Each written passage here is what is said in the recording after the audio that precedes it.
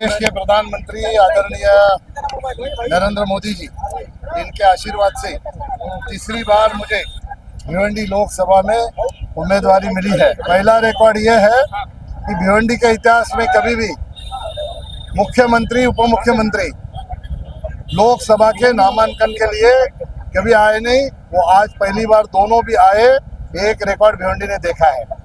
दूसरा रिकॉर्ड ये है कि इतनी भीड़ आशीर्वाद देने के लिए आज तक कभी नहीं आई, वो आज आई थी।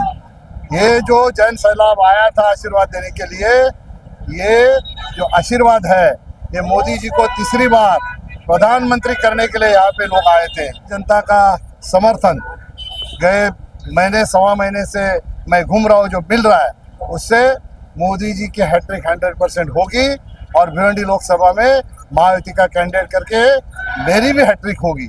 मैं आपके माध्यम से जनता का आह्वान करता हूँ, फिर से तीसरी बार मुझे आशीर्वाद देके आपकी सेवा करने का मौका मुझे दीजिए। और लोकसभा में 10 तारीख तय हुई थी, अभी वो चेंज होके टेंटेटिवली 15 तारीख बताई गई है। क्या वजह? कल्याण पश्चिम में 15 तारीख को ये सभा होगी, जो भिवंडी लोकसभा क्षेत्र में आती है, और कल्याण लोकसभा और भिवंडी लोकसभा इनकी संयुक्त सभा वहाँ पे होगी।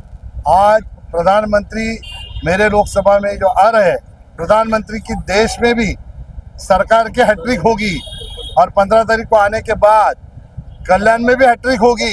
फिर 14 में भी मेरे प्रचार के लिए आए थे, फिर 18 में मेट्रो के भूमि पूजन के लिए आए थे, फिर आज अभी 24 में फिर से एक बार जनता से आशीर्वाद मांगने के लिए 2024 के चुनाव के लिए आ रहे हैं।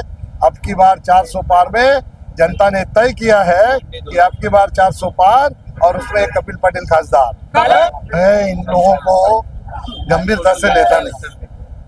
आप लोग जानते हो, केंद्र सरकार में आज तक किसी भी मंत्री के ऊपर भ्रष्टाचार का आरोप लगा नहीं, और मैं भ्रष्टाचार करने वालों में से नहीं हूँ।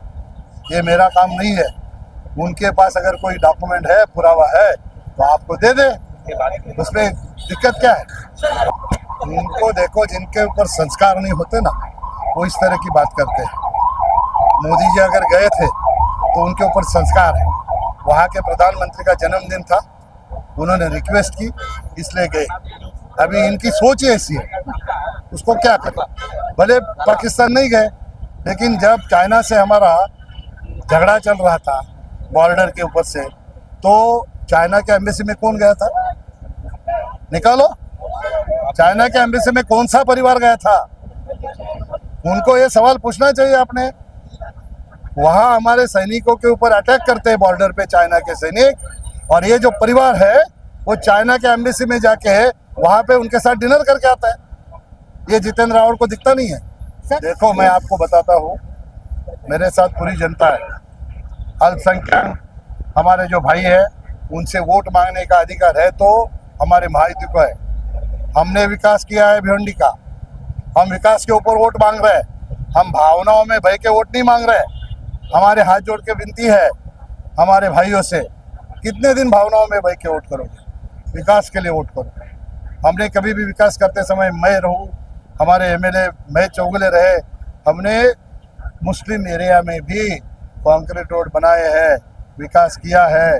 आपको मैं जिम्मेदारी से बोलूँगा, आप भिवंडी कॉर्पोरेशन में जाके उनका रिकॉर्ड चेक